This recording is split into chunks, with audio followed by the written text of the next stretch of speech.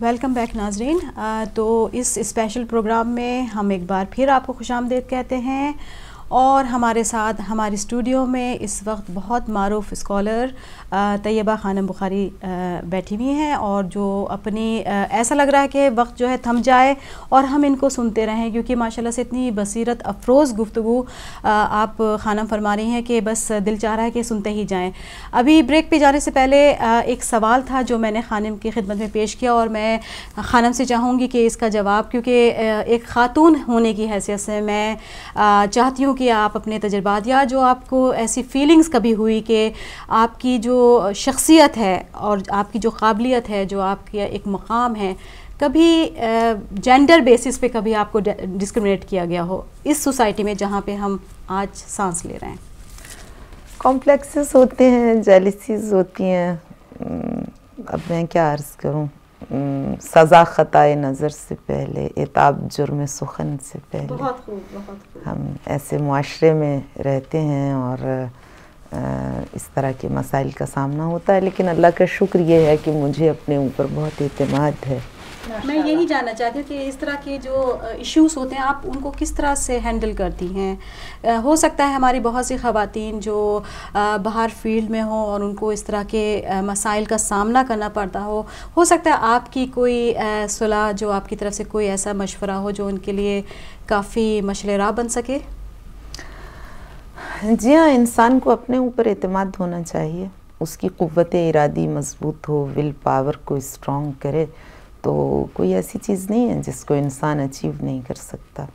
और सबसे बड़ी उसमें फिर जो कामयाबी का राज है वो ये है कि जब आपकी नीयत पाकीज़ा हो और आप किसी स्पिरिचुअल मिशन को लेके चल रहे हों तो मंजिलें आसान हो जाती हैं। जी हाँ, उसमें इंसान के लिए कुरान करीम की आयत भी है कि वल्लज़ीना जाहदू फ़ीना लनहदियन्नहुम सुबुलना, और हमने अपनी निगाहों से अमली तौर पर इस चीज़ का मुशाहदा किया है कि जब इंसान किसी साफ़ रास्ते पर चलता है, पाकीज़ा रास्ता मुराद है, तो खालिक अकबर ख़ुद राहों को आसान और हमवार करना शुरू कर देता है। तो इसी को हम कहते हैं ताईदात इलाही, तौफ़ीक़ात खुदाबंदी।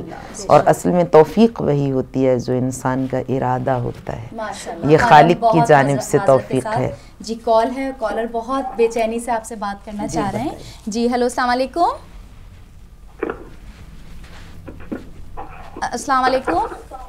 हेलो, अस्सलाम वालेकुम। वालेकुम अस्सलाम। जी कॉल ड्रॉप। याली मदद, कौन साहिबा कहाँ से बात कर रही हैं? जी मैं सऊदी अरब से समीना में से समीना रियासत फोन कर रही हूँ। जी आपको मैंने बीबी पाक का पुरसा देना है। पहले तो इमाम ज़माना अलैहिस्सलाम की खिदमत में पुरसा मेरी पाक बीबी का, और फिर आप सबकी खिदमत में पुरसा, और जहाँ जहाँ तक मेरी आवाज़ जा रही है सबकी खिदमत में बीबी पाक का पुरसा है मेरी तरफ से। जी बहुत शुक्रिया। आज हमारे और खसूसन आप सब की खिदमत में मेरा सलाम, और खानम तैयबा की खिदमत में भी मेरा सलाम अर्ज़ है। ये मैं एक छोटी सी रुबाई पढ़ूंगी। जी मोहतरमा, बहुत मुख्तसर से पढ़िएगा क्योंकि खानम का वक्त बहुत कीमती है और बहुत से कॉलर जो हैं लाइन में लगे हुए हैं। हाँ जी। अरे ओ बाग सिदक छीन के खाने वालों, अरे ओ बाग सिदक छीन के खाने वालों, दोनों आलम में ना तुम लोगों का घाटा होता। भीख में बिनते नबी तुमको फिदक दे देती, भीख में बिनते नबी तुमको फिदक दे देती, हाथ फैला के जो तहजीब से मांगा होता। तो इसमें शुक्रिया। और खानम तैयबा की को मैं बहुत बहुत सलाम अर्ज करना चाहती हूँ, और मेरी तरफ से सबको बहुत बहुत सलाम, और दुआओं में याद रखिएगा। बहुत शुक्रिया, बहुत शुक्रिया। जी एक और कॉल है, तो कॉल ले लेते हैं। दरख्वास्त ये कीजिएगा आप कॉलर से कि अगर कोई सवाल हो तो फरमाएं, क्योंकि टाइम कम है और हम फिर जी हेलो, अस्सलाम वालेकुम। ख्याल रखें नाज़रीन। अस्सलाम वालेकुम। वालेकुम अस्सलाम। कौन साहिबा कहाँ से? जी मैं सरगोदा से बात कर रही हूँ। सईदा शिराजी, क्या हाल है? जी बिल्कुल ठीक ठाक हैं। सईदा, आप खानम यहाँ पे हमारी खुशनसीबी है कि तशरीफ़ फरमा है, तो आप इनसे कोई सवाल करना चाहेंगी? जी बिस्मिल्लाह, मैंने उनके लिए कॉल की है। मेरी वो बहुत फैन है, बहुत अच्छी लगती हैं, बहुत इल्मदार। आज सुबह मैंने याद कर रहे थे तो वो अभी हदायत से आ गए हैं, बहुत खुशी हुई है। पाक बीबी का पुरसा جی سعیدہ آپ کا کوئی سوال ہے؟ جی میرے خانم سے یہی ہے کہ ماشاءاللہ اللہ تعالیٰ نے انہیں کتنا علم، کتنی،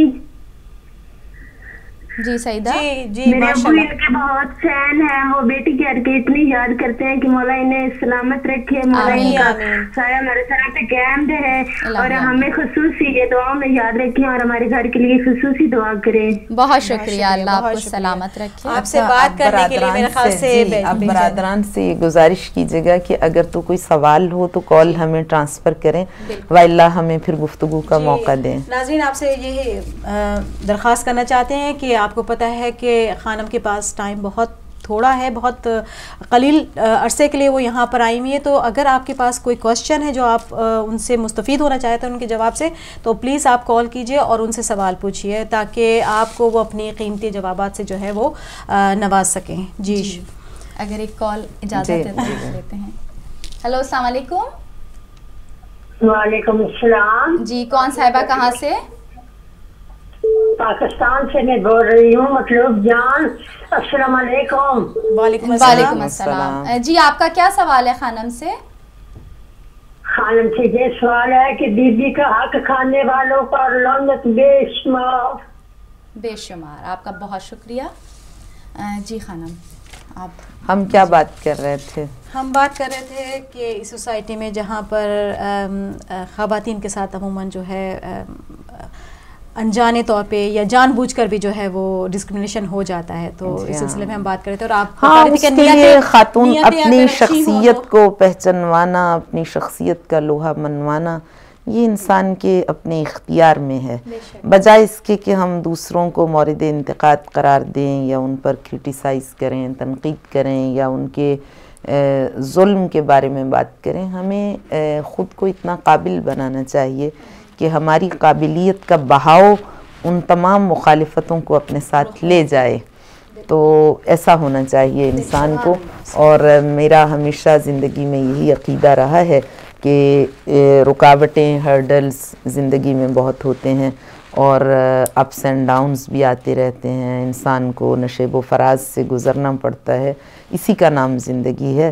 اور ہر طرح کے موانع کو برطرف کرنا، رکاوٹوں کو اپنے پیروں تلے روند کے آگے بڑھ جانا، یہ انسان مومن کی نشانی ہے. چونکہ ایمان ایک بہت بڑی طاقت ہے، قوت ہے اور بہت بڑا رہنما ہے انسان کے لیے. تو یہ ایسی چیزوں سے بال گھبرانا نہیں چاہیے. اور جیلسیز تو ہر جگہ ہوتی ہیں، اور اس میں کوئی صرف یہ نہیں ہے کہ صنف مخالف کی جانب سے، بلکہ اپنی ہی صنف سے بھی بہت زیادہ مسائل کا سامنا رہتا ہے. ناظرین آپ کے منہ سے سنا ہے کیونکہ آپ ایک انسپائرنگ پرسنالٹی ہیں، ہماری خواتین کے لیے بڑی تقویت کا باعث ہے، کیونکہ جو آپ کا ایک مقام ہے تو کافی ایسا ہوتا ہے کہ ہماری خواتین جب کسی شعبے میں کام کرتی ہیں نکلتی ہیں، انہیں یہ ایک بیک آف مائنڈ ان کے یہ ضرور ہوتا ہے کہنا چاہیے. دیکھیں خالق اکبر نے جس شخصیت کو ہمارے لیے رول ماڈل قرار دیا ہے، سیدہ کونین کی ذات گرامی، ان کے جو القابات ہیں، کسی بھی شخصیت کے جو القاب ہوتے ہیں وہ اسی لیے ہوتے ہیں کہ اس شخصیت کو پہچاننے میں آسانیاں پیدا ہو سکیں. تو آیت اللہ محمد باقر مازندرانی ایک بہت بڑے عالم اسلام کے مجتہد گزرے ہیں. انہوں نے ایک کتاب تحریر فرمانے کا ارادہ کیا تھا خصائص الفاطمیہ کے نام سے، جو وہ یہ چاہتے تھے کہ تاریخ انسانیت میں ایک تاریخی چیز وہ صدقہ جاریہ کے طور پر چھوڑ دیں. تو انہوں نے بی بی کے نام کے عدد کو پیش نظر رکھتے ہوئے جو 135 ہے تو 135 القابات بیان کرنا چاہے، جس میں سے 56 انہوں نے تحریر فرمائے اور ان کا انتقال ہو گیا. اس کے بعد ان کے داماد آغا موسوی جنہوں نے اس سلسلہ خیر کو کنٹینیو کیا، اور وہ بھی اس میں 20 اور ایڈ کر سکے اور وہ بھی دنیا سے رخصت ہو گئے. تو پھر جناب آیت اللہ استادی جنہوں نے یہ ارادہ کیا کہ وہ اس کتاب کو لوگوں کے سامنے پیش کرنے کے لیے انہی کے نام سے پبلش کریں گے جنہوں نے شروع کی تھی، لیکن پھر انہوں نے کتاب کا نام بدل دیا فاطمہ در آئینہ الغابات، اور اس کو عام فہم بنایا کیونکہ وہ ذرا تھوڑی مشکل تھی. تو اس میں بی بی کے القابات پر انہوں نے گفتگو کی ہے، اور بھی کتابیں ہیں جن میں بی بی کے القابات ہیں اور وہ بچپنے ہی سے ہماری سماعتیں ان سے فیضیاب ہوتی رہی ہیں. ایک لقب ہے بی بی کا ممتحنہ، اور میں ہمیشہ اس لقب کے بارے میں خاص طور پہ متوجہ رہتی ہوں. اے السلام علیکم یا ممتحنہ، امتحان کے قبل ان یخلق کے، اے وہ بی بی جس کا امتحان لیا گیا. معصومین نے کہا کہ بارگاہ سیدہ میں جاؤ تو ان کو اس انداز سے سلام پیش کرو. اس میں ایک بہت بڑی وزڈم ہے کہ ممتحنہ کہہ کے، یہ ہم سب کے لیے جو لوگ آزمائشوں میں زیادہ مبتلا ہیں، ویسے تو ہر انسان آزمائش میں ہے اور انسانی زندگی کا مزاج ہی آزمائش ہے، امتحان ہے، لیکن بعض لوگ محسوس بھی زیادہ کرتے ہیں کہ وہ آزمائش میں، اگرچہ قرآن نے تو کہا ہے کہ ہم انہیں بالشر والخیر بالحسنات والسیئات، ہم لوگوں کو ابتلاء و آزمائش میں مبتلا کرتے ہیں، وسائل کی بھرمار کے ذریعے سے بھی، ابنڈنس کے ذریعے سے، فراوانی کے ذریعے سے. سلیمان کو اقتدار دے کر آزماتے ہیں، ایوب سے لے کر آزماتے ہیں. تو ایسا نہیں ہوتا کہ اگر کسی کے پاس بہت زیادہ ویلتھ ہے، دولت ہے، وسائل ہیں، بہت اچھی، جی ہاں، اس کی بہت زیادہ ہو رہی ہے. اور یہ بھی نہیں ہے کہ اگر کسی کے پاس کچھ نہیں ہے تو ہم یہ کہیں کہ اسی کی آزمائش ہو رہی ہے، ہر ایک کی ہو رہی ہے. کسی کو وسائل عطا کر کے آزماتا ہے، کسی سے وسائل لے کے آزماتا ہے. تو یہ جو آل اطہار کے نام ہیں، دراصل یہ بھی ہماری تربیت کے لیے اور ہماری تعلیم و تربیت کے لیے، ہمیں سکھانے کے لیے کہ جو وجہ وجود کائنات ہے، فاطمہ کی ذات، ان کے بابا صاحب لولا کا لما خلقت الافلاک لما اسریا بی الی السماء. جب خالق اکبر نے مجھے شب معراج پر مدعو کیا تو مجھ سے یہ فرمایا تھا کہ لولا کا لما خلقت الافلاک، اے رسول اگر تو نہ ہوتا تو میں کائنات کو وجود عطا نہ کرتا. اور پھر فرمایا لولا علی لما خلقتک، اگر علی کو پیدا کرنا میری حکمت میں نہ ہوتا تو میں تجھے بھی پیدا نہ کرتا، اس لیے کہ وہ سلسلہ مکمل نہیں ہوتا جو خالق اکبر کے پیش نظر ہے، ہدف آفرینش جو مقصد حیات پیش نظر ہے کائنات انسانیت کا. اور پھر فرمایا لولا فاطمہ لما خلقتکما، اگر فاطمہ کو پیدا کرنا میرے پیش نظر نہ ہوتا تو میں تم دونوں ہی کو وجود عطا نہ کرتا. تو وہ شخصیات جو وجہ وجود کائنات ہیں اور ان میں مرکز خیر فاطمہ کی ذات ہے، اور اس کا پھر پیغمبر گرامی اسلام اپنی زبان وحی ترجمان سے اس انداز سے تعارف کراتے ہیں کہ ام و ابیہا، جس کے محاسن، جس کے محامد، جس کے کمالات، جس کے فضائل، جس کے اوصاف رشیدہ، جس کے صفات حمیدہ اتنے زیادہ ہیں کہ وہ اپنے باپ کی بھی ماں ہے. یعنی صرف یہ نہیں کہ وہ اپنے باپ کی بیٹی ہونے کی اہل ہے، اہل نبی کی بیٹی ہے تو اہل بھی ہے، بلکہ وہ اس فراز اہلیت پر فائز ہے کہ اس کا نسب بھی اس کے حسب پر فخر کر رہا ہے. فاطمہ کا حسب انسان کی ذاتی شخصیت ہوتی ہے، اور جو اس کی ذاتی شخصیت کا ترجمان، اور نسب اس کا فیملی ٹری، اس کا فیملی بیک گراؤنڈ ہوتا ہے. تو فاطمہ کا نسب کیا ہے کہ وہ محمد عربی کی دختر بلند اختر ہیں، نور چشم رحمت للعالمین، ان امام اولین و آخرین، اور بانو یہ ان تھا جدار حل اتھا مرتضی مشکل گشا شیر خدا، مادر ان مرکز پھرکھار عشق، مادر ان کارون سالار عشق. فاطمہ کا نسب یہ ہے کہ وہ پیغمبر گرامی اسلام کی اس شجرہ طیبہ کا پاکیزہ ثمر ہیں فاطمہ، جو پیغمبر گرامی اسلام اور ان کے اسلاف کی جانب. اور حسب کیا ہے فاطمہ کا کہ فاطمہ کی شخصیت اتنی بلند ہے کہ پیغمبر گرامی اسلام جیسا نسب فاطمہ کے حسب پر افتخار کر رہا ہے. تو وہ بی بی کیا ہے؟ ممتحنہ، جو خالق اکبر کی کنیز خاص ہیں، جن کے لیے خالق سورہ مبارکہ آیہ مبارکہ تطہیر کا جو شان نزول ہے، اور اس میں پھر وہ بڑا ہی خوبصورت حصہ ہے حدیث مبارکہ کسا کا، جس کو تمام اہل سنت کے اکابرین نے بیان کیا کہ انی ما خلقت السماء مبنیہ ولا ارضا مدحیہ ولا قمرا منیرا ولا شمسا یدور ولا فلکا یدور ولا بحر یجری ولا فلک یسری الا فی محبت هؤلاء الخمسة الذین هم تحت الکسا. تو قال الامین جبرائیل یا رب ومن تحت هذا الکسا. تو یہ اتنی خوبصورت بات ہے کہ خالق اکبر جب یہ بیان کر رہا ہے کہ اس پوری کائنات کو وجود جو میں نے عطا کیا، اور وہ شاعر نے سمندر کو کوزے میں جس طرح سے سمیٹا ہے، اس نے کہا ہے کہ کوزے میں بند کیا ہے کہ بیدم یہی 5 تو مقصود کائنات ہیں.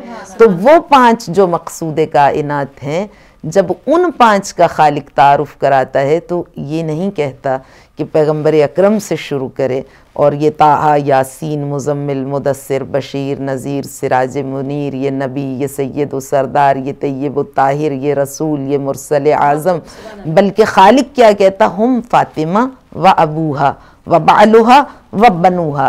تو جمع جب چادر عصمت میں ہوئے آل ابا، حیدر و شبر و شبیر و رسول دو سرا. تھا کوئی جان امامت، کوئی محبوب خدا، مرکز محفل تطہیر تھیں لیکن زہرا. رکھتی تھی حق کی نگاہوں میں یہ درجہ عورت، بنی مردوں کے تعارف کا ذریعہ عورت. اور مرد بھی کس پائے کے کہ کوئی سیدہ شباب اہل الجنہ، جوانان جنت کے سردار ہیں، اور کوئی تاجدار حل عطا ہیں، اور کوئی وجہ وجود کائنات، فخر موجودات، ہادی سبل، ختم رسل، عقل کل، آقا نامدار، 1,01,24,000 انبیاء کے سردار، سرکار رسالت مآب صلی اللہ علیہ وآلہ وسلم کی ذات گرامی ہے. ان کے لیے ذریعہ تعارف بننے والی یہ شخصیت، اس کا تعارف معصومین کیسے فرماتے ہیں؟ جب اس کی بارگاہ ناز میں تم اپنی نیاز مندی کے ساتھ حاضر ہونا چاہو تو کس طرح سے، کس ادب کے ساتھ بی بی کی بارگاہ میں جاؤ کہ السلام علیکم یا ممتحنہ، اے وہ بی بی جس کا امتحان لیا گیا. تو یہ دنیا کی جو زندگی ہے یہ سراپا سفر ہے اور امتحان ہے. تو ہمیں آزمائشوں سے، ابتلاءات سے، امتحانات سے گھبرانا نہیں چاہیے، بلکہ خود کو اس قابل کرنا چاہیے کہ ہم ان ساری چیزوں کو فیس کر سکیں اور ان سے مستحسن طریقے سے عہدہ برا ہو سکیں. بالکل بہت اچھا آپ نے اس بات کو جو ہے واضح کیا، کیونکہ واقعی ہمارے پاس جو ہمارے رول ماڈل ہیں بی بی فاطمہ زینب شہزادی کونین، ان کی زندگی اس قدر مسائل سے، اس قدر امتحانوں سے بھری پڑی ہے. جیسے آپ نے ابھی بتایا کہ ان کی پیدائش سے بھی پہلے، پیدائش کے بعد بھی، اور اب تک وہ جو ہے مصائب کا سامنا کر رہی ہیں. تو جب وہ ہمارے سامنے موجود ہے تو ہم ان سے بہت کچھ جو ہے وہ سیکھ سکتے ہیں، اپنی زندگیوں میں بہت سی تبدیلیاں لا سکتے ہیں. اور سیدہ کونین کی زندگی کی جو کامیابیاں ہیں وہ کتنی قابل رشک ہیں. وہ ماشاءاللہ 18 سال کے سن میں کوئی شخصیت وہ تمام کامیابیاں حاصل کر لے، یعنی پیغمبر گرامی اسلام جو تمام انبیاء سے افضل ہیں، ان کے بعد اگر افضلیت کی منزل پر کوئی شخصیات سرفراز ہیں تو وہ 2 شخصیات ہیں، وہ مولا کائنات اور سیدہ کونین. بہت وہ شخصیات ہیں. کال ہیں، بہت دیر سے انتظار کر رہے ہیں. ہلو السلام علیکم. ہلو السلام علیکم. وعلیکم السلام. جاہلی مدد، یہ میں نے سوال کرنا تھا، یہ خانم طیبہ سے ذرا سوال ہے کہ بتائیں بی بی پاک کی نا تربت کے بارے میں، اصل ان کی تربت کس جگہ پہ ہے؟ جنت البقیع میں ہے یا پھر ان کے بابا کے پاس ہے؟ اس پہ ذرا روشنی ڈالیں. جی بہت شکریہ آپ کا. اچھا، میں یہ گزارش ابھی کرنا چاہتی تھی گفتگو میں کہ دیکھیے سیدہ کے ساتھ محبت کا لازمہ ہے ان کے دشمنوں کے ساتھ نفرت. یہ ایک انڈینائیبل حقیقت ہے، اس کو ڈینائی نہیں کیا جا سکتا کہ جہاں تولہ ہے وہاں تبرہ کا ہونا بہت ضروری ہے. تبرہ کا معنی ہے اظہار براءت، اظہار نفرت، تنفر، جی بیزاری، جدائی، دوری، مفارقت. کس سے؟ اس کیریکٹر سے، اس کردار سے جس نے آل اطہار کو ان کی دل آزاری کی، ان کو لفظ سے نقصان پہنچایا، عمل سے نقصان پہنچایا، ان سے نفرت کا اظہار کیا، یعنی ان کے عمل سے دوری اختیار کی. تو براءت کا یہ معنی ہے. تو ہمیں براءت اگر اس کے معنوی پہلو کو پیش نظر رکھ کے ہم اس کو اپنائیں تو یہ زیادہ بہتر ہوگا. نفرت ان شخصیات سے، ان کرداروں سے جو اہل بیت کے کردار کی نفی کر کے ان کے کردار کے منافی چلتے ہیں. تو ان کے تعلیمات پر عمل کرنا سب سے بڑا اظہار نفرت ہے تاریخ کے ان بد کردار، بد باطن، منحوس اور کور باطن افراد سے جنہوں نے اہل بیت کے حق کو لوٹا اور غصب کیا. اگر ہم ٹائملی خمس کو ادا کرتے ہیں تو ہم نے پریکٹیکلی پروو کر دیا کہ ہمیں ان بد کرداروں، لعینوں اور ملعونوں سے بے انتہا نفرت ہے. اگر ہم نماز کو ٹائملی ادا کرتے ہیں ریگولر بیسس پہ تو ہم نے یہ ثابت کر دیا کہ ہماری سنسیئرٹی اہل بیت کے ساتھ کس سطح پر ہے. اگر ہم نے دوسروں کی برائی کرنا چھوڑ دیا اہل بیت کی محبت میں، بے شک آپ کا نفس آپ کو کتنا پرووک کر رہا ہو کہ آپ دوسرے کی برائی کریں اور واقعی وہ اس قابل ہو کہ وہ ناپسندیدہ شخص ہو اور اس نے آپ کی شخصیت کو، آپ کے سوشل سٹیٹس کو ڈیمیج کیا ہے، آپ کے بارے میں اس نے برے کلمات نازیبہ زبان سے نکالے ہیں، لیکن آپ صرف اہل بیت کی مرضی کو پیش نظر رکھتے ہوئے ان کی خوشنودی کو، کہ انہوں نے آپ کو جو ان کی جانب سے گائیڈنس ملتی ہے اس میں اس چیز کو قابل مذمت قرار دیا، تو آپ اپنے اندر پاکیزگیوں کو پیدا کریں اور پاکیزہ جذبے پیدا کریں، تو یہ سخت ترین اظہار نفرت ہوگا ان کرداروں کے ساتھ جنہوں نے اہل بیت کے تعلیمات پر عمل نہیں کیا. مگر مجھے اس وقت بڑی تشنگی محسوس ہوتی ہے جب لوگ اہل بیت کے غاصبوں پر لعنت بھیجتے ہیں، انہیں برا بھلا کہتے ہیں، لیکن خود اپنی زندگی میں کہیں نہ کہیں ویسا عمل انجام دے رہے ہوتے ہیں جو اہل بیت کے تعلیمات کے منافی ہے. تو جو ہمارے سرداروں کے تعلیمات کے منافی ہے، ان کے ٹیچنگز کے، وہ عمل انجام دے کے ہم کس طرح سے اپنے ہی جیسے دوسرے افراد کو برا کہہ سکتے ہیں؟ انہیں تو برا کہنا چاہیے، یہ نہیں میں کہہ رہی ہوں، ان کو تو برا تو کہنا چاہیے، لیکن ویسی ہی صفت ہمارے اندر تو موجود نہ ہو نا. تو ہمارا جو عمل ہے وہ پہلے ان سے اظہار نفرت کرے، اور اگر پھر کہیں ضرورت پڑے تو زبان سے اگر ان کا کہیں تذکرہ آ جائے تو آپ اظہار نفرت کریں کہ ہمارا ان لوگوں سے کوئی تعلق نہیں ہے جنہوں نے اہل بیت کے ساتھ ظلم کیا، مگر یہ کہ ہم خود تو ان ظالموں میں شامل نہ ہوں. تو اہل بیت کے تعلیمات کو اپنانا، اپنی کیریکٹر بلڈنگ کرنا، اپنی اصلاح کرنا، اپنی تعمیر کرنا، اپنی شخصیت کو کی تعمیر کرنا، اپنے کردار کو تشکیل دینا، یہ ہماری پہلی ذمہ داری ہے، اور یہی اظہار نفرت ہے. قرآن کریم میں خالق کائنات نے تبرہ کو اتنا اہم، یہ اسلام کا موضوع ہے کہ خالق اکبر نے جس طرح کا بہترین تبرہ کا طریقہ سکھایا ہے، اور اس کو واجب، لوگ تو یہ سمجھتے ہیں نا کہ ہم یہ جو ابھی یہ ٹیلی فونک کالز میں یا یہ جو ابھی پروگرام میں ہم انہیں برا کہیں تو یہ تبرہ ہے. انسان مومن وہ ہے جو دن میں 10 مرتبہ تبرہ، اتنی مقدس عبادت ہے کہ خالق اکبر نے کہا تمہاری ڈائریکشن بھی صحیح ہو، قبلے کی جانب ہو، تمہیں مکمل تطہیر حاصل ہو، پاکیزگی حاصل ہو، تم حالت طہارت میں ہو، باوضو ہو، بارگاہ معبود میں حاضر ہو، اور یہ تمہارا واجب فریضہ ہے، تم پہ یہ اوبلیگیشن ہے، تمہاری یہ ڈیوٹی ہے، اور تم اپنی اوبلیگیٹری پریئر میں جا کے خدا کی بارگاہ میں اپنا یہ احتجاج ریکارڈ کراؤ اور یہ تبرہ کرو کہ کیا ہے وہ پروردگار اہدنا الصراط المستقیم صراط الذین انعمت علیہم، یہ تو تولا ہو گیا نا، صراط الذین انعمت علیہم غیر المغضوب علیہم، اس میں پروردگار ان لوگوں سے اظہار تبرہ، بیزاری، جدائی، نفرت، خدا سے بھی توفیق طلب کرو کہ پروردگار مجھے ان سے دور رہنے کی توفیق عنایت فرما. تو تبرہ اتنی مقدس عبادت ہے کہ جس کو اسلام نے واجب عبادت کا درجہ دیا ہے، اور مسلی، نماز گزار، نماز واجب عمل ہے اور واجب اوجب ہے، 10 مرتبہ خدا کی بارگاہ میں جا کے یہ گواہی دے کہ مجھے ان سے نفرت ہے، بیزاری ہے، دوری ہے، لیکن پھر وہ نماز سے نکلنے کے بعد پریکٹیکلی پروو کرے کہ واقعی اس کو بیزاری ہے. ورنہ آپ کسی سے کہیں کہ مجھے فلاں شخص سے بہت نفرت ہے، بہت نفرت ہے، گالیاں دیں، اور پھر اسی کو گلے لگائیں، اس کو کھانا کھلا رہے ہوں، اس کو تحائف دے رہے ہوں، تو کیسے پتہ چلے گا کہ آپ کو نفرت ہے، اور اسی ایسا عمل انجام دے رہے ہوں.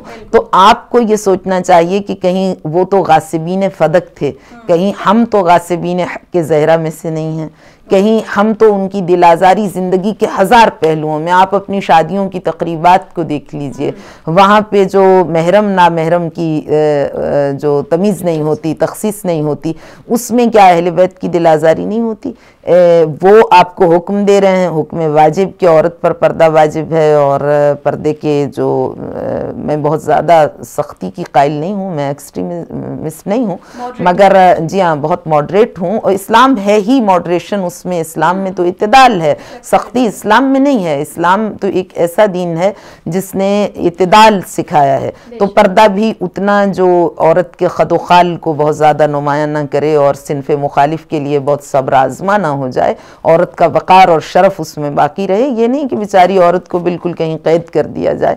تو اب ان تقریبات میں اسلام نے شرکت کی اجازت بھی دی ہے, بسا اوقات واجب بھی کیا ہے. بی بی میدان سیاست میں اتری, بی بی کی زندگی کے مختلف حصوں کو علماء نے ڈیوائیڈ کر کے ان پہ تبصرہ کیا ہے کہ کوئی ایسا شعبہ نہیں ہے جس میں بی بی وارد عمل نہیں ہوئی. حتیٰ کہ محاذ جنگ پہ بھی, ہجرت میں بھی فاطمہ, ہجرت بھی نبی مکرم کے ساتھ, بی بی نے محاذ جنگ پہ بھی, بی بی نے میدان سیاست میں ایسا بہترین کردار ادا کیا, بی بی نے علمی میدانوں کو ایسا فتح کیا ہے کہ یہ انشاءاللہ آج شام کی تقریر میں گزارش بھی کروں گی کہ مولا کائنات کے نہج البلاغہ میں جو شہکار ترین خطبے ہیں, یہ کوئی چھوٹی بات نہیں ہے کہ وہ شخص بولے اور جب بولے تو فصاحت و بلاغت کی نہج تراشے, وہی فصاحت و بلاغت کی نہج بن جائے.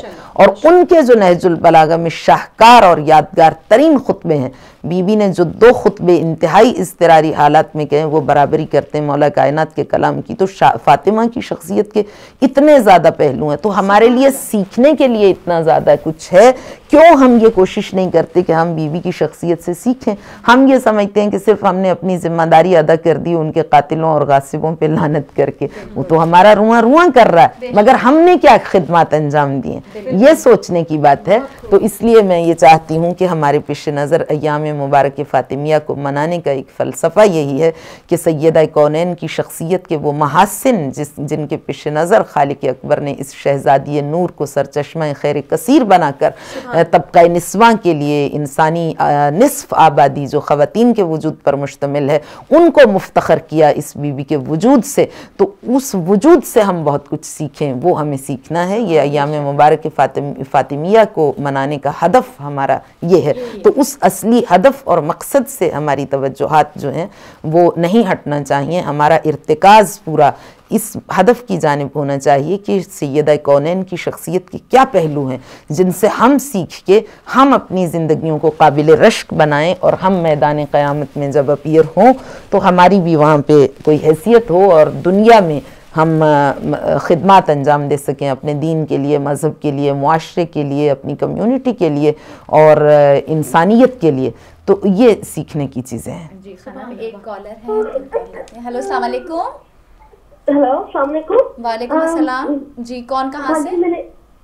میں مانچسٹر سے کال کر رہی ہوں. جی بیٹا, آپ کا کوئی سوال ہے خانم سے؟ ہاں بالکل, میرا ایک کوشچن ہے خانم سے. جی, آپ اپنا نام بتانا پسند فرمائیں گی؟ ہاں جی, میں فرخندہ بول رہی ہوں. جی فرخندہ جی, بسم اللہ. خانم آپ کی بات سن رہی ہیں, آپ کوشچن کیجیے ان سے, وہ براہ راست آپ کو سن رہی ہیں. ہاں جی, میرا کوشچن یہ کہ اسلام میں لڑکی کے لیے, میرا خانم سے یہ کوشچن ہے کہ اسلام میں لڑکی کے لیے اس کا کب پردہ واجب ہے, اور اسپیشلی اس کنٹری میں جب ہم پر اتنی ایلیگیشنز بھی ہیں, اسپیشلی فرانس اور یورپین ممالک میں, تو اس لحاظ سے میں خانم سے پوچھنا چاہوں گی کہ اگر وہ تھوڑا سا اس کو ایکسپلین کر دیں. جی آپ کا بہت شکریہ, جزاک اللہ. جی بات یہ ہے کہ اس کنٹری یا اس کنٹری کی بات نہیں ہے, اور لڑکی جی جی جی بالکل, تو ویسے تو 9 سال کی بالغ ہو جاتی ہے, مگر پردے کے زیادہ سخت جو اس پہ احکامات ہیں وہ تب عائد ہوتے ہیں جب جسمانی اعتبار سے بھی وہ بلوغت کے مراحل کو طے کر لے. 9 سال کی بچی تو یہ ہے نا کہ وہ سر کو کور کرنا شروع کرے, اور پھر تو لیکن لباس کے بارے میں پھر کہ کشادہ لباس ہو, جسم کے نشیب و فراز کو بہت زیادہ وہ نمایاں نہ کرتا ہو, پرومیننٹ نہ کرتا ہو. بات یہ ہے کہ آپ کسی بھی ملک میں رہتے ہوں, پردے کے احکامات ایک ہی جیسے ہیں. اور فرانس کی جہاں تک انہوں نے بات کی, یا ایسے معاشروں کی جہاں پہ منع کیا جاتا, تو اس کے لیے قرآن کریم کی واضح طور پر آیت موجود ہے جس میں خالق اکبر نے فرمایا کہ الم تکن ارض اللہ واسعۃ فتہاجروا, کیا اللہ کی زمین وسیع نہیں تھی کہ تم ایک جگہ سے دوسری جگہ موو ہو جاتے. تو اگر آپ کو اسلامی احکامات بہت سخت نہیں ہیں, مگر اگر جتنے وہ ہیں ان کو پریکٹس کرنے میں کوئی ہرڈل آ رہی ہو, اور وہ معاشرہ یا وہ سوسائٹی یا وہ حکومت اس کے لیے رکاوٹ بن رہی ہو, تو پھر وہاں سے آپ کو ہجرت کر لینا یہ امر واجب ہے قرآن کریم کی نگاہ میں.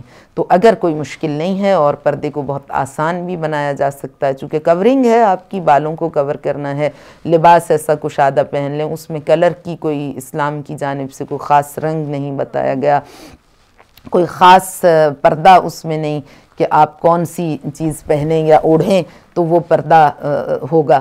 جو بھی آپ کو مناسب لگے، جو آپ کے انسانی خاتون ہونے کے اعتبار سے شرف کو باقی رکھے، وہ صحیح ہے. جی بالکل. خانم ایک سوال میرے ذہن میں آیا کہ ماشاءاللہ آپ بہت ہی معروف شخصیت ہیں اور ہر وقت بزی بھی رہتی ہیں، تو آپ اپنے بچوں کو کس طرح سے ٹائم دیتی ہیں، کس طرح مینیج کرتی ہیں آپ اپنے گھر کو؟ میرا سارا ٹائم بچوں ہی کے لیے ہوتا ہے. جو میں پبلک میں ہوتی ہوں تو بس اس کے بعد جب میں اپنے کمرے میں لوٹتی ہوں، جب بچے میرے پاس موجود نہیں ہوتے، تو پھر آج کل آپ کو پتہ بہت سے ذرائع ہیں بچوں کے ساتھ کانٹیکٹ کے. اسکائپ پر ہوتی ہوں میں، ٹیلی فون پہ ہوتی ہوں، اور ماما اور بچوں سے تعلق میں رہتی ہوں. ابھی تو کچھ عرصے سے بچے میرے ساتھ ہی امریکہ میں مقیم تھے جب سے میں پاکستان سے موو ہوئی ہوں پچھلے تقریباً 2 سال سے. لیکن یہ کہ ٹریولنگ میں بھی ابھی 2-3 ٹرپس میں میرے ساتھ تھے، اور اب اس بار میرے ساتھ نہیں ہیں، تو میں رابطے میں ہوں مسلسل ان کے شب و روز سے، ان کی مصروفیات سے لمحہ بلمحہ باخبر رہتی ہوں. ماشاءاللہ سے، کیونکہ آپ کی جو لائف اسٹائل ہے، آپ لیکچرز کے لیے، مجالس کے لیے آپ ہر وقت ٹریولنگ میں بھی رہتی ہیں، آپ کا مطالعہ بھی جو ہے اس کے بھی بڑے ٹائمنگ ہوتے ہیں، اور ماشاءاللہ سے اتنا اچھا آپ کا حافظہ ہے کہ جو کچھ آپ پڑھتی ہیں وہ آپ کے ذہن کے کمپیوٹر میں فوراً فٹ ہو جاتا ہے. اس ایک تو یہ خدا داد صلاحیت بھی ہے، کچھ آپ کی اپنی بھی محنت ہے، اور کچھ ہو سکتا ہے آپ بچپن میں آپ کی والدہ نے کچھ بادام وغیرہ کافی آپ کو کھلائے ہیں کہ ماشاءاللہ آپ کا بہت میرے جو والد تھے ان کی میموری بہت شارپ تھی، اور ہم نے تھوڑا سا ان سے انہیرٹ کیا ہے، بہت زیادہ نہیں. ان کا تو میریکل تھا، ایک حافظہ ان کا اتنا بہترین تھا. آپ کو بھی ماشاءاللہ میریکل ہے کہ پورے نہج البلاغہ کے فوٹوجینک میموری تھی ان کی، لیکن ہم نے تھوڑا سا ان سے انہیرٹ کیا ہے.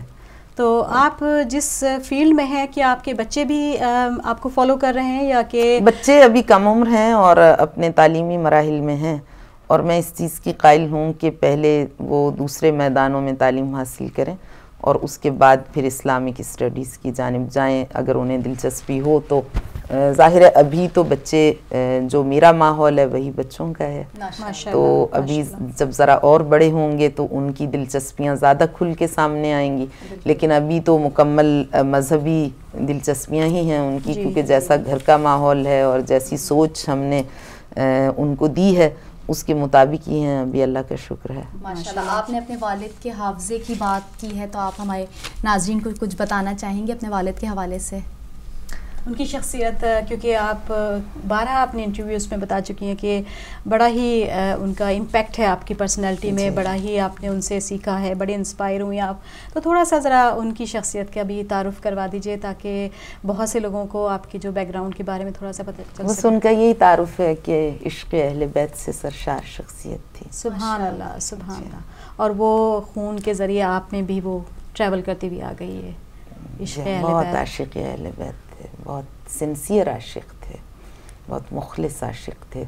اور ان کی ایک چیز جو مجھے لگتا ہے مجھ میں ہے، اور یہ میں بہت بار محسوس کر چکی ہوں، کہ میرے والد کا حافظہ تو آخری لمحے تک زندگی کے اتنی شارپ تھی ان کی میموری. وہ 85+ تھے جب اس دار فانی سے رخصت ہوئے، کہ ہم رشک کرتے تھے ان کے حافظے پر. تو لیکن ان کی یہ چیز میں نے ہمیشہ نوٹس کی کہ انہیں دنیا بھر کے شعراء کا مختلف زبانوں میں، اور زبان و بیان پر بڑا ان کا عبور تھا، بڑی توجہ رہتی تھی ان کی. ایون وہ پنجابی میں بھی بات کرتے تھے تو ان کے الفاظ کا انتخاب اور چناؤ اتنا خوبصورت ہوتا تھا کہ سماعتیں ان کی آواز سے جدا ہونا پسند نہیں کرتی تھیں. تو لیکن یہ میں نے محسوس کیا ہمیشہ کہ جو کلام اہل بیت کی شان میں، یا نعتیہ کلام ہو، یا اہل بیت کی شان میں ہو، یا مذہبی مسائل کے بارے میں ہو، وہ انہیں یاد ہوتا تھا. اور یہ ویسے غزلیں وغیرہ اور جو شاعرانہ چیزیں ہوتی ہیں یہ انہیں یاد نہیں تھیں. اور اب میں نے اپنی عملی زندگی میں اس کا تجربہ کیا کہ بسا اوقات بعض شعر بڑے خوبصورت ہوتے ہیں، ادبی اعتبار سے اگر انہیں پرکھا جائے تو وہ اشعار بڑے خوبصورت ہوتے ہیں. تو میں اس وقت بڑا اپریشیٹ بھی کرتی ہوں کہ شاعر نے حق ادا کر دیا ایسا خوبصورت شعر. لیکن چونکہ وہ اہل بیت کے بارے میں نہیں ہوتا، وہ مذہبی موضوعات پہ نہیں ہوتا، تو میرے حافظے کی گرفت ہی میں نہیں آتا.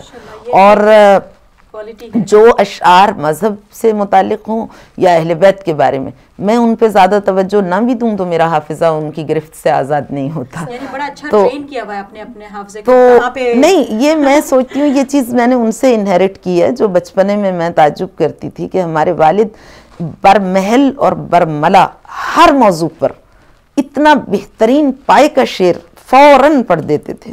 تو خیر ہم تو ویسے نہیں ہیں, مگر میں یہ سوچتی تھی کہ لیکن ویسے اشعار ان کو نہیں, بلکہ وہ مائنڈ کرتے تھے. اگر ان کے سامنے کوئی ایسا شعر سنا دے تو وہ برا مان جاتے تھے اور خاموش ہو جاتے تھے, اپنے تاثرات سے ناراضگی کا اظہار کرتے تھے. اب مجھ میں یہ چیز آئی ہے کہ مجھے یاد نہیں ہوتے ایسے اشعار. کوالٹی آپ میں آ گئی ان کی. اچھا سسٹر خانم, ایک ہماری ایک سسٹر تھی, انہوں نے کال کی تھی اور میرے خیال سے ان کا ایک سوال جو ہے وہ تشنا رہ گیا تھا. جو انہوں نے, ہماری ایک سسٹر تھی مسرت, انہوں نے پوچھا کہ آپ یہ بتائیے کہ کیونکہ آپ اتنے ممالک میں جو ہے ٹریول کرتی رہتی ہیں اور لوگوں سے ملتی ہیں, آپ کو یہاں کی اور باہر کی جو خواتین ہیں کیا فرق محسوس ہوتا ہے, یا کس طرح سے اگر آپ کو لگتا ہے کوئی کمی ہے تو اس کو کس طریقے سے ڈیولپ کی جائے؟ کوئی آپ کو اپنے دیکھیے ہیومن سائیکی تو ہر جگہ ایک جیسی ہوتی ہے, انسانی نفسیات میں تو کوئی فرق نہیں ہے, لیکن رہن سہن, طرز بود و باش اور معاشرے جو ہیں ان کی وجہ سے تھوڑا سا فرق دکھائی دیتا ہے. کیونکہ آپ تو ماشاءاللہ کافی اچھی طریقے سے لوگوں کو جج کر پاتی ہوں گی کہ کس ماحول میں کہاں پر کس طرح کی جو ہے ان میں کہنا چاہیے امپروومنٹ آ رہی ہے یا اس میں ان میں تو. لیکن مذہبی حوالوں سے خواتین کو دیکھا جائے تو باہر کے ممالک میں بعض جگہ پر مجھے زیادہ بہتر دکھائی دیتی ہیں پاکستان کی نسبت, کیونکہ پاکستان میں لوگ تھوڑے سے کیئرلیس ہو جاتے ہیں کہ ہم اسلامی معاشرے میں رہتے ہیں. اتنا سینٹرز کے ساتھ, اسلامک سینٹرز کے ساتھ ان کا تعلق نہیں ہے. مطلب وہ محرم الحرام میں یا ایسے ایام میں جاتے ہیں سینٹرز میں, ویسے اتنا نہیں. لیکن جو باہر کے ملکوں میں بعض جگہوں پہ میں نے دیکھا کہ جن لوگوں کا اسلامک سینٹرز کے ساتھ تعلق زیادہ ہے, آنا جانا رہتا ہے اور وہ ویکلی بیسس پہ بھی سینٹرز کے پروگرامز کو اٹینڈ کرتے ہیں جا کے, ان میں نے کافی واضح تبدیلی دیکھی. اور میری خاص آڈینس جو ہے پوری دنیا میں جہاں میں زیادہ جاتی ہوں جن جگہوں پہ, ان میں بھی تبدیلی محسوس کرتی ہوں. مجھے لگتا ہے کہ میری گفتگو نتیجہ خیز ہوتی ہے اور ثمربار ہوتی ہے, اور اس سے مجھے لوگوں کے رویوں سے اندازہ ہوتا ہے کہ خاصی تبدیلیاں, اچھی پازیٹیو چینجز آ رہی ہیں. تو یہ بڑی خوش آئند بات ہے, اور یہ پاکستان میں بھی ہے. جو میری خاص ایک آڈینس ہے اس میں دیکھتی ہوں کہ وہ فالو کرتے ہیں چیزوں کو, تو اس سے پھر محسوس ہوتا ہے کہ محنت ضائع نہیں ہو رہی. تو آپ کو سیاست میں بھی دعوت دی گئی, آپ جب پاکستان میں تھے آپ کو کئی بار جو ہے وہ کوئی پوزیشن دینے کے لیے, لیکن آپ نے ہر بار جو ہے وہ منع کیا. اس کی کیا وجہ تھی؟ کیا آپ وہاں کے حالات کی وجہ سے, اور جس کی بڑی آپ نے قیمت بھی ادا کی ہے کیونکہ 2-3 سال سے آپ اپنا ملک چھوڑ کے انہی وجہ سے گئی, کیونکہ آپ کی جو آپ پبلک پلیسز میں گئی, آپ نے بڑے ہی جارحانہ انداز میں للکارا ہے ٹیررسٹ کو, اور جو انہوں نے کیا ہے وہاں پر, جس قدر جانیں ضائع ہوئے وہاں پر, آپ نہ صرف میڈیا پہ گئیں بلکہ آپ ان جگہوں پہ آپ نے وزٹ بھی کیا. میڈیا کے ذریعے سے کافی اس بارے میں ہمیں پتہ ہے, لیکن بڑی آپ کو بھاری قیمت اس کی ادا کرنی پڑی. تو کیا یہ وجہ تھی جس کی وجہ سے آپ نے پاکستان کی سیاست میں کوئی حصہ نہیں لیا؟ نہیں, وہ اصل میں تو بات یہ تھی کہ اچھا جو میں پاکستان سے موو بھی ہوئی وہ تو آپ کو معلوم ہی ہے کہ اغوا کی جو مسائل تھے نا ان سے, اغوا کی وجہ سے, ورنہ قاتلانہ حملے تو مجھ پہ, مرڈر اٹیمپٹس تو پہلے بھی ہوتی رہے. اب جو میں نے سیاست کو ڈینائی کیا تھا, پہلے مجھے پارلیمنٹ کی ممبرشپ آفر ہوئی تھی مشرف صاحب کے ابتدائی دور میں جب انہوں نے الیکشن کرائی تھی, اور ٹیکنوکریٹس کی سیٹ, پھر مجھے فیڈرل منسٹرشپ آفر ہوئی, پھر مختلف اوقات میں پھر مختلف پارٹیز تو ابھی تک بھی کانٹیکٹ کرتی رہتی ہیں. جی, جب وہ چل رہے تھے مشن اس میں بھی ماشاءاللہ سے کافی آپ نہیں, وہ تو میں نے سپورٹ اس لیے کیا تھا کہ میں سمجھ رہی تھی کہ اگر کہیں یہ ریلی کامیاب ہو جائے اور کرپٹ حکمرانوں سے پاکستانی عوام کی جان کہیں نجات پا جائے, تو وہ نہیں ہو سکا. لیکن میں بات کر رہی ہوں پولیٹیکل پارٹیز کی کہ جو مجھے اپروچ ابھی تک بھی کرتے ہیں. میرا اصل میں مسئلہ یہ تھا کہ میں یہ سمجھتی ہوں اور سمجھتی تھی کہ فرد واحد کے آنے سے تو کوئی تبدیلی رونما نہیں ہوتی, اور اگر کسی پارٹی کے ذریعے سے کوئی ممبرشپ لی جائے تو پھر اس پارٹی کے مفادات پہلے ہوتے ہیں اور ملکی مفادات بعد میں ہوتے ہیں. تو یہ چیز مجھے گوارا نہیں تھی. پھر جب کبھی سوچا کہ آپ اپنی کوئی پارٹی بنائیں؟ میں اتنی ان چیزوں کی جانب مجھے کوئی دلچسپی نہیں. مجھے سوشل ورک میں ہے, اور یا پھر سب سے زیادہ جو میرے لیے دلچسپ بات ہے وہ موعظہ ہے, واعظ و نصیحت ہے, مکتب اہل بیت کی ترویج اور نشر و اشاعت, اور ان کے نورانی کلام کو, کلامکم نور و امرکم رشد و وصیتکم التقوی, ان کے کلام نور کو سماعتوں تک پہنچانا اور سماعتوں کے ذریعے دلوں میں اتارنا, یہ میرا سب سے بڑا مشن ہے. لیکن میں یہ گزارش کر رہی تھی کہ جو مجھے فیڈرل منسٹرشپ کی آفر ہوئی تھی وہ کیئر ٹیکر سیٹ اپ کے لیے ہوئی تھی, تو اس وقت بھی پھر میں نے یہی سوچا کہ اس میں کوئی رائے دینے کی, مشرف کے زمانے میں نہیں ابھی ریسنٹلی یہ جو الیکشن ہوئے تھے 2-2.5 سال پہلے, اس میں مجھے کیئر ٹیکر سیٹ اپ میں فیڈرل منسٹرشپ کی آفر ہوئی تھی اور بہت اصرار کیا گیا تھا. لیکن میں نے ان کو لیٹر لکھا تھا اسٹیبلشمنٹ کو, وہ اخبارات میں چھپا بھی تھا, جس سے میں نے ان کا اصرار تھا اور میں نے انکار کیا تھا. تو میرے پیش نظر یہی بات تھی کہ یا تو میں اپنے ملک کے لیے کچھ کر سکوں, مجھے اتنا فری ہینڈ دیا جائے کہ میں جو ڈیسیژن کروں اس کو عملی جامہ پہنا سکوں اور کچھ کر سکوں. لیکن مجھے اگر یہ نہیں دیا جاتا اختیار تو پھر مجھے دوسروں کے مفادات کی بیساکھی تو نہیں بننا, تو اس لیے پھر میں نے اس کو چھوڑ دیا. جی ہاں, اب دیکھیے نا فخر الدین جی ابراہیم ایسی شخصیت جو ہمیشہ ہر دور میں ہر طرح کے چارجز سے, کرپشن کے اور ان الزامات سے آزاد رہیں, وہ کچھ نہیں کر سکے, وہ الیکشن کو صحیح طور پہ نہیں کروا سکے. تو پاکستان کا نظام اتنا بگڑا ہوا ہے, اس کے باوجود ہم نا امید نہیں ہیں, اللہ کرے کبھی کوئی بہتر صورتحال پیدا ہو. جو اپنے وطن سے آپ کو ہے, یہی آپ کو بار بار. اور یہ بھی گزارش کر دوں آپ سے کہ میں جو موو ہوئی تھی پاکستان سے باہر کے لیے, وہ میں پرماننٹ موو نہیں ہوئی, مستقل بنیادوں پہ نہیں, ٹیمپریری بیسس پہ, اور میرا کانٹریکٹ ان سے 2 سال کا تھا. تو وہ میری امیگریشن پروسیس میں رہی, اور لوگ تو یہ سمجھتے رہے کہ شاید انہوں نے اسائلم لے لیا ہے, لیکن وہ مجھے اٹرنی نے بھی بہت زیادہ انسسٹ کیا کہ آپ کا بڑا جینون کیس ہے, اور وہ یہودی اٹرنی, اس نے کہا میں اوور نائٹ آپ کو گرین کارڈ اور پھر نیشنلٹی. میں نے کہا ہمیں نہیں چاہیے یہ ساری چیزیں, تو مجھے تو کچھ عرصے پاکستان سے ڈس اپیئر ہونا تھا, میرا اس میں کوئی انٹرسٹ نہیں ہے. تو پھر ابھی میری امیگریشن ہوئی اور مجھے ورک پرمٹ ملا, تو اب میرا 2 سال کا کانٹریکٹ ہے اس ادارے سے. حالانکہ وہ تو دلچسپی رکھتے تھے کہ اس کو کنٹینیو بھی کیا جائے, لیکن میں صرف جب تک یہ پاکستان میں یہ حکومت ہے اور یہ تبدیل ہو انشاءاللہ تو ہم پاکستان جائیں, یا آرمی ٹیک اوور کر لے تو ہم چلے جائیں پاکستان. جی, اور یہی ہم چاہتے ہیں کہ وہاں پہ کوئی تبدیلی, ہمارا مرنا جینا, ہماری دلچسپیاں, ہماری محبتوں کا مرکز ہمارا وطن ہی ہے, اور خدا وطن عزیز کو انتہائی ترقیوں سے نوازے اور پاکستان کو استحکام اور سربلندی عنایت کرے, اور پاکستان میں ولایہ اہل بیت کے چرچے عام ہوں ہر طرف, اور محبت اہل بیت کے زیر سایہ ہماری خدمات آگے بڑھتی رہیں.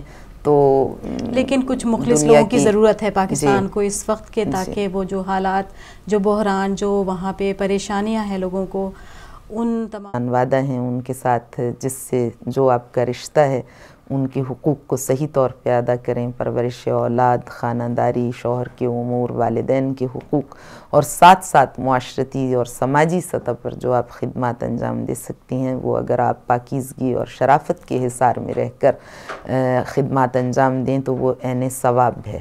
اور یہی سیدہ کونین کی پیروی ہے. وہ گھٹا اٹھی ہے مغرب سے بسط تیز روی, وقت کی دھار میں بہہ جائے نہ دولت اپنی, میری ماؤں میری بہنوں سے بتا دے یہ کوئی, رہیں ہوشیار زمانے سے کنیزان علی, یہ تو کہتی نہیں زینب بنے زہرا بن جائیں, ہم اگر خاک قدم حضرت فضہ بن جائیں. بہت خوب جی. اس کے ساتھ ہی بس ہمارے پاس بہت تھوڑا سا وقت ہے. جی صدف, آپ کچھ کہنا چاہیں گی آخری لمحوں میں؟ خانم سے استفادہ حاصل کر لیجیے. جی شکر گزار ہوں کہ واقعی آپ کے پاس بالکل ٹائم نہیں تھا, لیکن آپ نے ہمارے ٹی وی کو, ہمارے عوام کو جو ہے میرے لیے خوش بختی ہے, اور یہ چینل بڑی ہدایتوں کی خیرات بانٹ رہا ہے اہل یورپ کے لیے تو خاص طور پہ. تو میری گزارش ہے سب ویورز سے اس چینل کے کہ آپ ان کے ساتھ تعاون کریں اور کوشش کریں کہ یہ سلسلہ خیر چلتا رہے, اور لوگ گھروں میں بیٹھ کے اہل بیت کے تعلیمات سے استفادہ کر سکیں ان چینلز کے توسط سے.